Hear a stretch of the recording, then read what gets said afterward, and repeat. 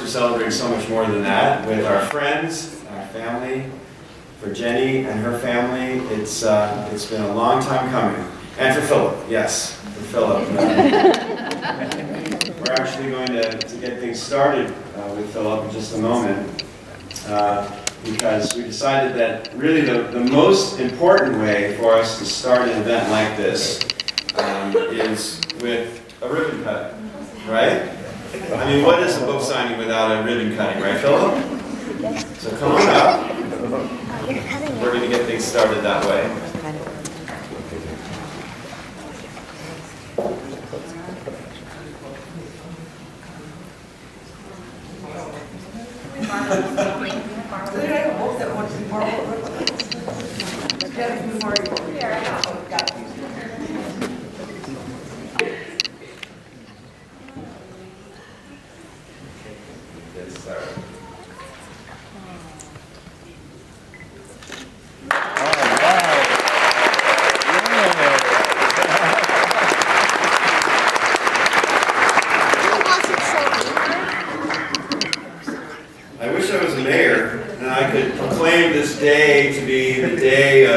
Jenni Berebitsky Day or something like that, but it is a wonderful way for us to get started to recognize this as a launch of sorts, that we are launching this book, and we hope that by sharing this story with everyone that we all can feel like we're on the journey a little bit more with you, Jenni, and your family.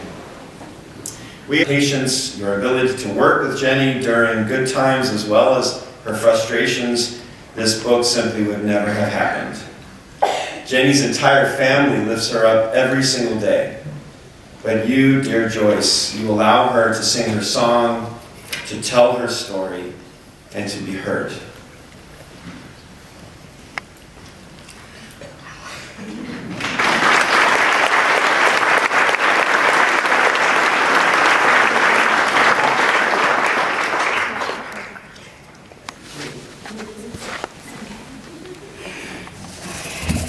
First, thank you, Tami and Rabbi. Tami, your voice is so beautiful. I think we would all agree. What would I say? I mean, I just love listening to you. And Rabbi, your warmth, humor, passion, kindness, everything turns a large group into a very intimate family gathering. And we are so lucky to have both of them. And really, from the bottom of our hearts, we thank you so much. Indianapolis Hebrew Congregation is a very special place for my family. Jenni, her dad, and I moved here to Indianapolis in 1979, and IHC became one of our first communities. Jenni and her brother Rob had their bat and bar mitzvahs here. And I also have a baby that calls IHC their home. It's home. It's right outside those doors down there. It's a miniature replica of the 10th Street Temple that was IHC's home from 1899 to 1957. That was an unbelievable labor of love for me. Excuse me. And it's really wonderfully appropriate that Jenni's labor of love, her book, ALS Saved My Life Until It Didn't, is being launched here. So many special moments. And speaking of special, Jeff, I cannot begin to thank you. I am overwhelmed with gratitude. I've read this so many times, I didn't cry. I am overwhelmed with gratitude, and I remember when I saw the absolute joy on my daughter's face when the two of you were married. Her smile lit up her entire body. As a mom, I was so thrilled to know she found someone that would be her life partner. The love and the joy the two of you share is very special. Back in 2006, none of us could have imagined what life had in store for us. But Jeff, you have been there from the beginning. You have been there by her side. You've been her champion, loving her and taking care of her. Jenni was also lucky to not only find the perfect man, but he was a package deal. He came with an amazing family. And, I really am at a loss of words to be able to say thank you to them. It seems minimal in comparison to the gratitude that I feel for all of them. The burden of ALS would be so much harder without their love and support from each and every one of them. And I also thank all of you for coming. It's just amazing to share this special occasion with so many people. I look around and I see familiar faces, and then I see faces of people that I haven't met yet, or I haven't met for the first time.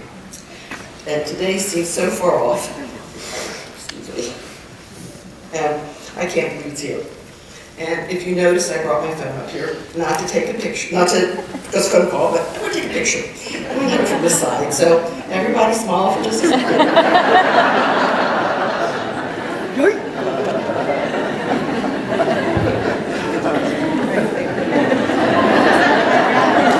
Okay, thank you.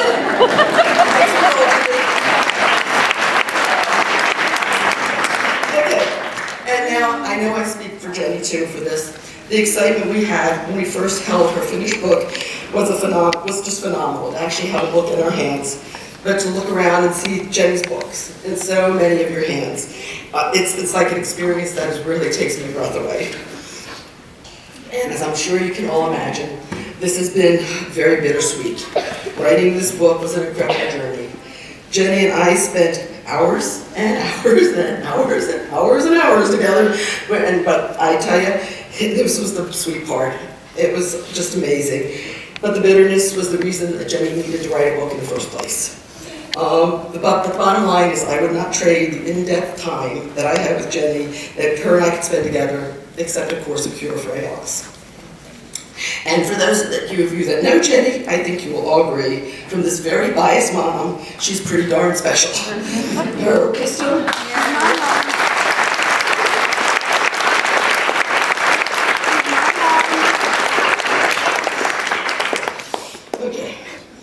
Her wisdom, humor, insight, and smile makes a difference to many. Jenni knew she had a book inside of her, and I knew the information in Jenni's head could make a profound impact. As the book writing process started, Jenni tried Jeff tried to help, friends tried to help, I tried to help, but all in the beginning we had was a sketchy outline and a few funny one-liners. We needed help. We needed a village. Entered Elizabeth Flynn, who was a former reporter from the Indianapolis Star. For about a year, Elizabeth met 1 to 2 days a week, every week, interviewing Jenni for about 2 hours at a time. Elizabeth transcribed her notes and created the basis of this book. Yet there was a feeling that something wasn't right. Something was missing. We looked to our circle for help, and we were introduced to Melissa Keller, a professor at IU Bloomington. After reading what we sent her, she asked us a very single, extremely important question. She said, if this is Jenni's book, why is it written in third person? I was like, duh. It made complete sense then. So it explained why Jenni did not hear her humor, and I kept saying it didn't sound like Jenni. It was her story, but it wasn't her voice. So enter one very overconfident mom, and I said, no problem. I can do this. I'll put it on as a Word document, and I'll change all the Jenni she's and hers to me, myself, and I's. Not as easy as I thought. Within a couple paragraphs, I knew that was not going to happen. So I told Jenni that there was just changing these words made it crystal clear that there was a lot more work to be done if this was the book she wanted to have out. So Jenni and I put it together. We got together, and with her guy who had one, Jenni had the solution. We put it on my giant iPad that has a wonderful keyboard, and we projected it on her TV with the Apple AirPlay, and from there we worked sentence by sentence, page by page. As we rewrote, the initial 10 chapters grew to 18 chapters and 16 appendices, and you can see, plus a lot of pictures and stuff. So now, a year and a half later, with the editing help and eagle eyes of some of Jenni's villagers, we have a finished product. The book inside was done, but in a sense, it was naked. Enter my friend Hilde Hassman and her amazing artistic interpretation of the vision Jenni had for the cover of the book. She captured all Jenni wanted to say in the cover. And as you can see, this is the original watercolor right in front of me that had become the cover of the book. So I ask you all to definitely, in this case, please judge the book by its cover. And now, I'd like to introduce some cellists, Dennis and Ann McCafferty. Not only are they dear friends, they're very gifted and talented musicians who have long been part of the Indianapolis music scene. Some of this crowd may know them as parents of Corey McCafferty, Jenni's prom date. That all brought them into our lives, but it's their music that has them here today. Ann will retire soon from the Indianapolis Symphony Orchestra after 45 seasons. After retiring, she will continue as the coordinator of the Classic Revolution Indianapolis, a a monthly chamber jam at the Mass Avenue's Chatterbox Jazz Club. I want to know what it is. I'm going to be down there. And Dennis retired from the University of Indianapolis in 2017. He has been a member of the Indianapolis Chamber Orchestra for 30 years and is active in recording studios both as a cellist and as a conductor. He also has a long career in the pit, playing for the Indianapolis Opera, the Broadway and Indianapolis series, as well as 25 summers playing Starlight Musical. And Dennis, the floor is yours.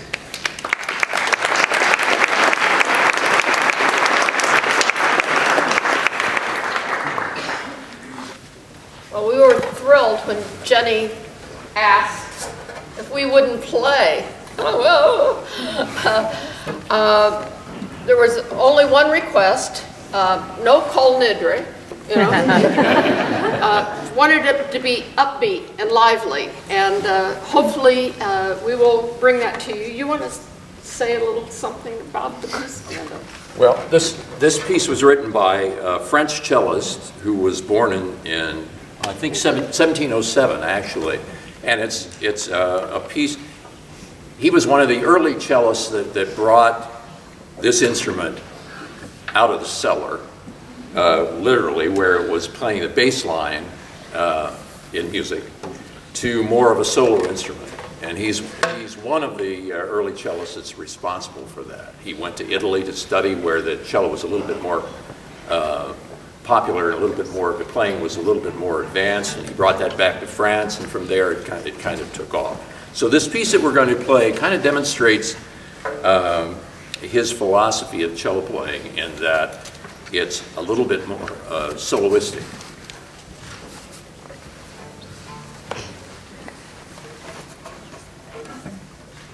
Let's see.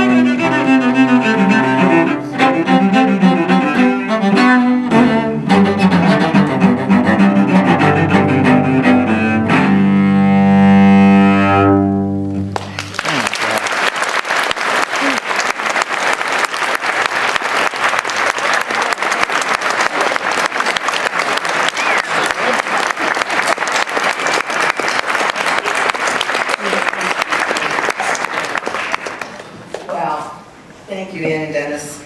That music really like touched the soul of the book. It's really beautiful. Thank you. Perfect. And now for the main reason you all came, a reading of Jenni's book. I know Jenni would love to be the one to read these parts to you, but we decided it'd be best to save her voice for later. Instead, you will hear Jenni through Lynn Valinetz. Lynn was selected for many reasons. Not only is she Jeff's cousin, Lynn is a gifted teacher who specializes in helping children learn how to read. She's become an invaluable member of Jenni's village and a dear, dear friend. As you listen to her words, know that she is channeling Jenni. The first, she's going to read 3 different sections that were chosen by Jenni. The first is about Jenni's struggle with vanity and safety. The second is a glimpse into the hero that lives within their son, Philip. I don't know if he knew that or not. I was just waiting to see his reaction. And the third section is the rawest of all. Jenni shares intimate details about her blurring the roles of wife and patient. Even though on the surface it might sound harsh, it was an honest example of Jenni and Jeff's ability to communicate. Their level of honesty is the glue that has helped their love flourish in spite of the day-to-day realities. Okay, Lynn, it's yours.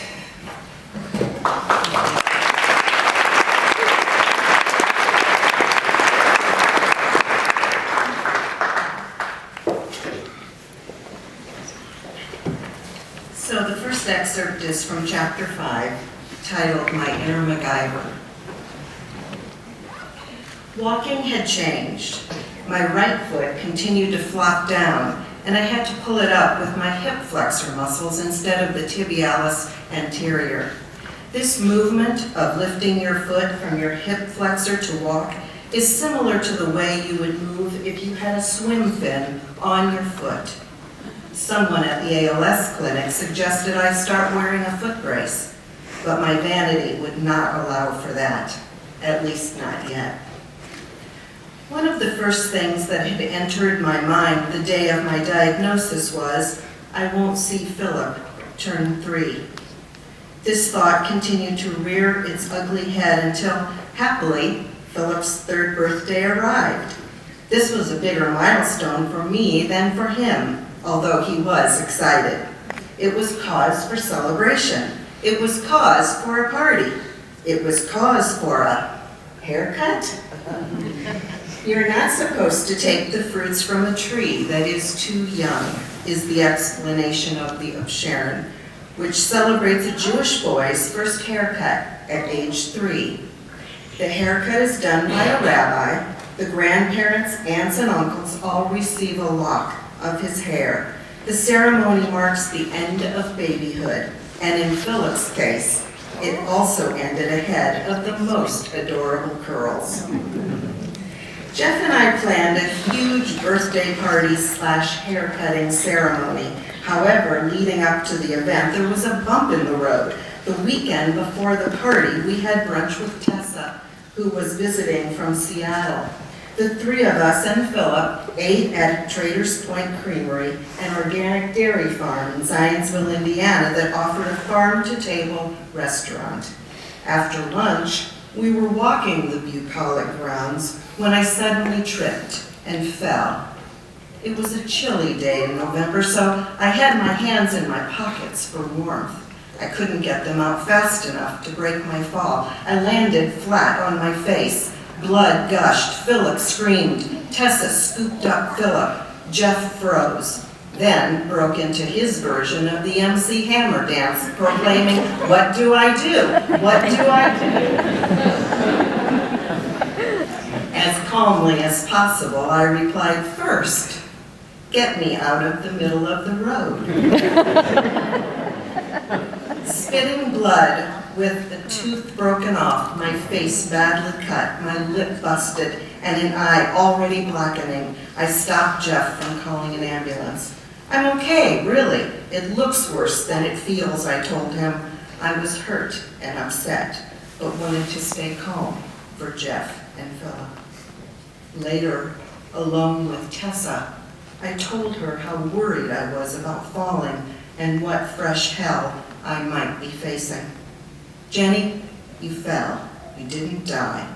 Tessa tried to reassure me. But Tessa, I said, I lost a tooth. A tooth? My foot, my hand, my arm, my speech. It was one more loss. 80 people were coming to Philip's party the following weekend, and I looked like I'd been in a barroom brawl. It was time to call in the cavalry. On the way to an emergency dental clinic, we dropped Philip off at Barb and Charlie's and called my mom, asking her to meet us at the clinic. As luck would have it, the dentist on call was a cosmetic dentist. I was in good hands. My mom hovered over the dentist, making sure he did not tilt my chair back. As a former dental hygienist, she knew this would be much harder for the dentist, but she also knew that ALS would not allow me to swallow like a regular patient. Tilting me back could have caused serious problems. This dentist was wonderful. He complied with all my needs. Before the end of the day, a shiny new temporary tooth was filling the gaping hole left from my fall. It wasn't perfect, but it worked. The following weekend, I was able to graciously host the happy event with plenty of makeup and one fake tooth. 2 weeks later, I had a new permanent tooth that was almost as beautiful as the rest. And I started wearing a foot brace. I was ready now. The next excerpt is from chapter 12, titled Hands-Free Parenting. An interesting plus to our situation is that Philip is learning a lot about empathy and taking care of another's needs. Shortly after I got my new, not as easily maneuverable controls on my wheelchair, Philip, Jeff, and I were grocery shopping. At one point, Jeff left Philip and me to wander while he did the shopping more quickly on his own. I have a slim range of temperature tolerance. I often joke I have 2 degrees of comfort, 73 degrees to 74 degrees. Sitting in my wheelchair with my winter coat on and new chin driving device wrapped around my neck, I began to get very hot, anxious, and claustrophobic. I asked Philip to look for his dad. When Philip returned and said he couldn't find him, I panicked. I told him he had to find his dad. He looked me right in the eye and said, "Mom, can I help you?" My silly 9-year-old transformed into a calm and confident caretaker. Taking his lead, I was able to restore my calm and replied, "Yes, please, take my coat off." Philip rose to my knees and carefully and efficiently removed my jacket. Just so you know, at this point, I had no control of my arms. I was no help. Philip mirrored the exact steps Jeff uses to undress me. It made my heart sing to realize how observant Philip had been, even when I had no idea he was paying attention. And the last excerpt is from chapter 18, titled Until It Didn't. Freedom is a relative term.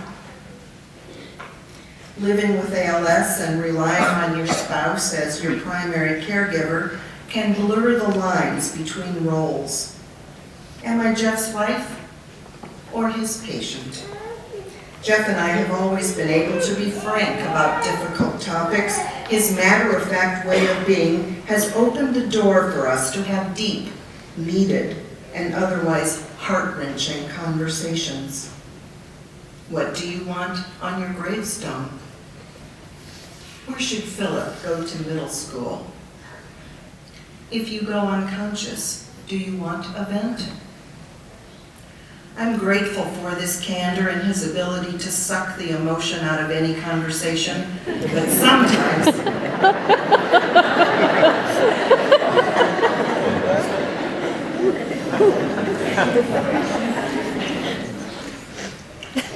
sometimes honesty can be brutal. No matter how painful, we've learned if we stick with it and call in help when needed, we come out stronger and have a new level of intimacy. I've lived with ALS for 8 years now, and I cannot help but feel bittersweet as I read the recent news and internet chatter about different ALS cures. It's like walking a tightrope of hope. People make claims, and I don't know what to do. I mentioned these new options to Jeff to hear what he thought, and his response took me completely off guard. Without hesitating, Jeff said, "If you are going to try anything new, we will need to hire a full-time caregiver. I need my life to be normal. I will take work trips again. Philip and I will go on vacations, and you and the caregiver will become like one person." I was devastated by his comments. This was more than the two of us could get past by ourselves. We called Mary, our hospice social worker, for help. She listened, acknowledged my upset and Jeff's upset from upsetting me, and then guided us to look at the situation from a different perspective. Being accustomed to Jeff doing everything I need, I was shocked when he put his needs first. Jeff had taken on the role of being my caregiver so effortlessly, I lost sight of the fact that he's also my husband and I am his wife. Mary helped me see this by shifting my role from patient to wife. I was able to recognize my responsibility in looking out for Jeff. His needs are important. We are both living with ALS. He has a choice, and I don't. At first, that thought made me resentful. But then I realized he does have a choice, and he chooses me.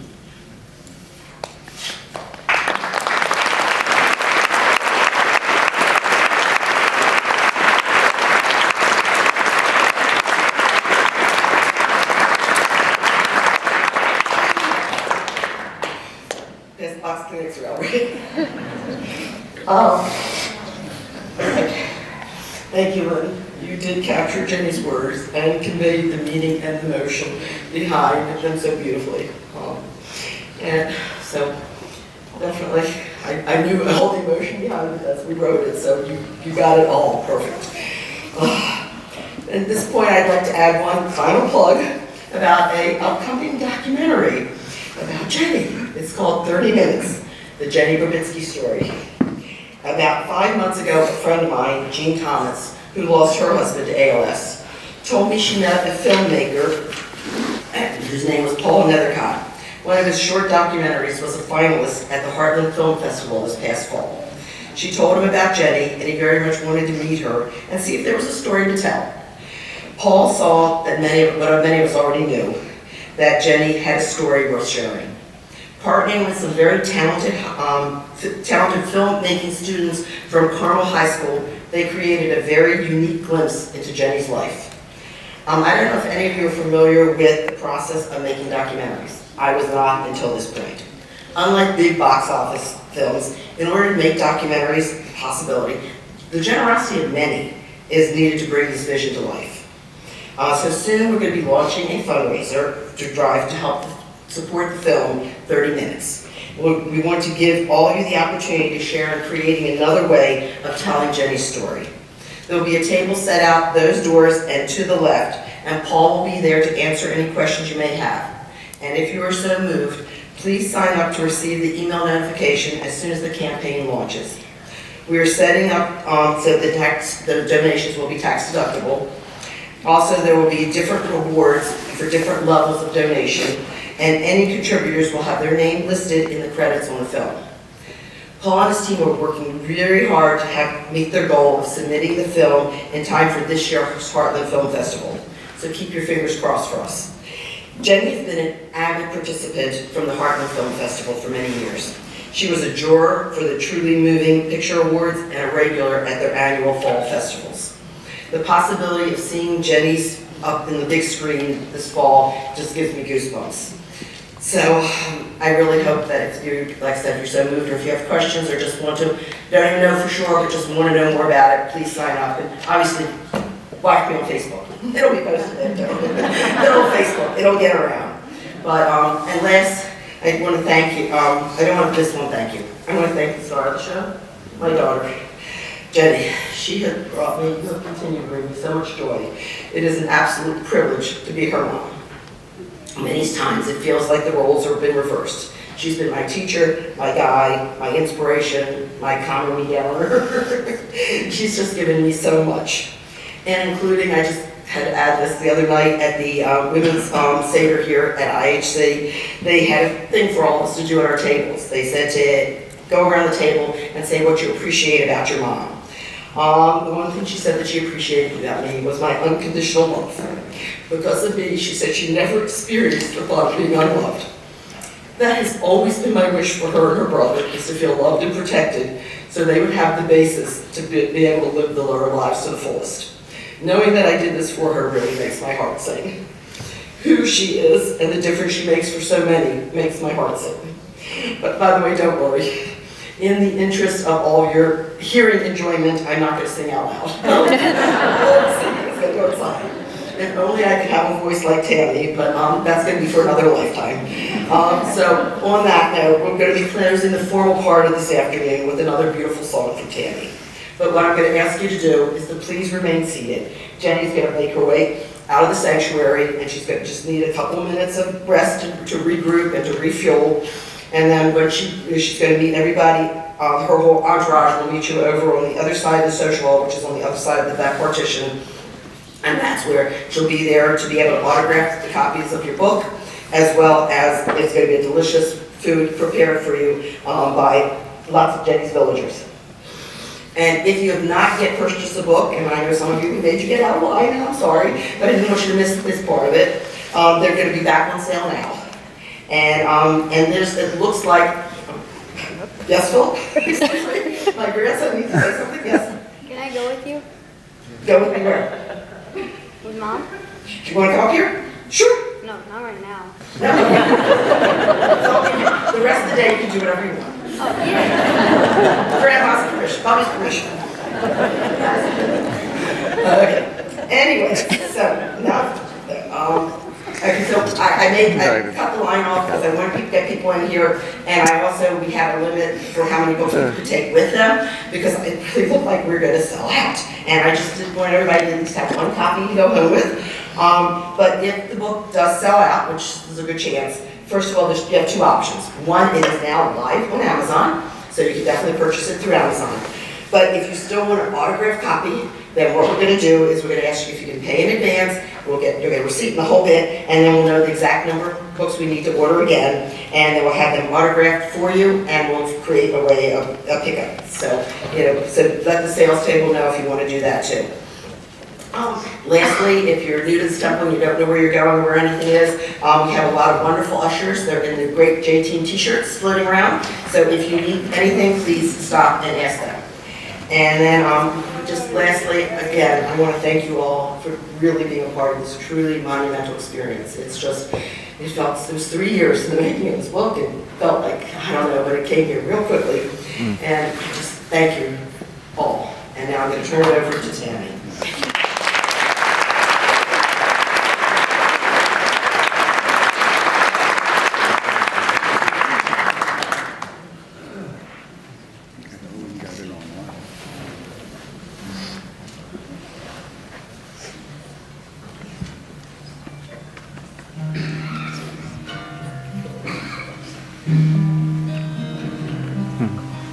I heard there was a secret chord that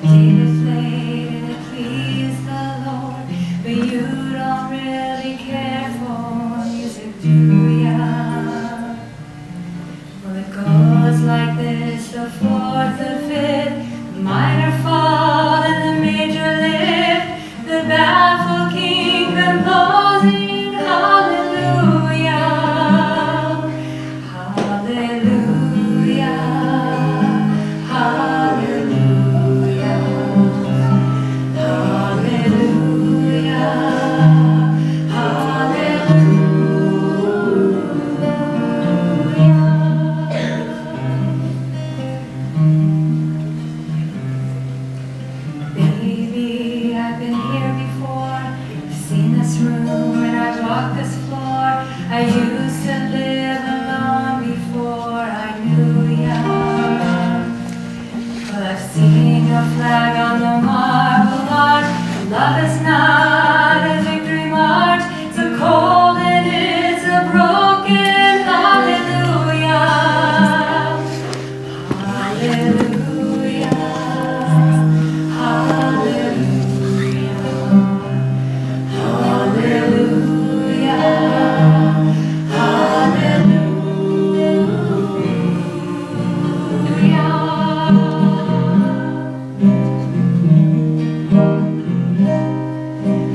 Maybe there's a God above, but all I've ever learned from love was how to shoot somebody who outdrew ya.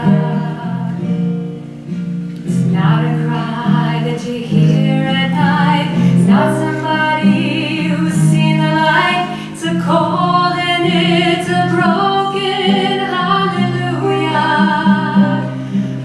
Hallelujah. Hallelujah. Hallelujah. Hallelujah.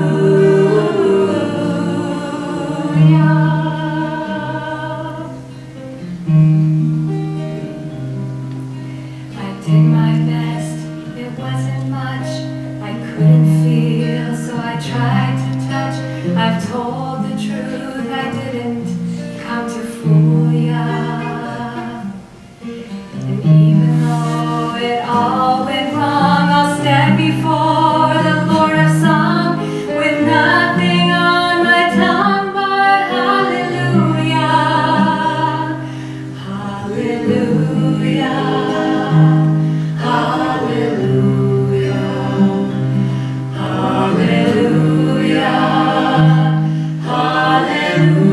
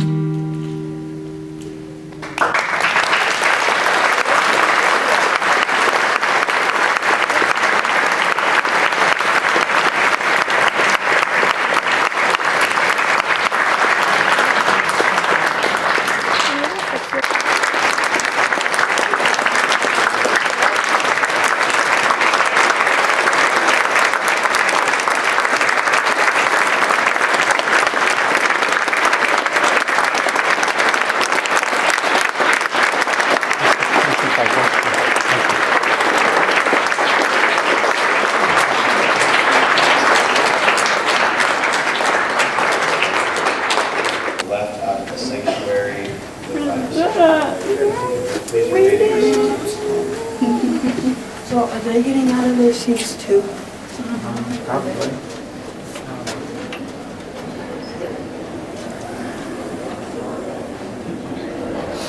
Thank you very much.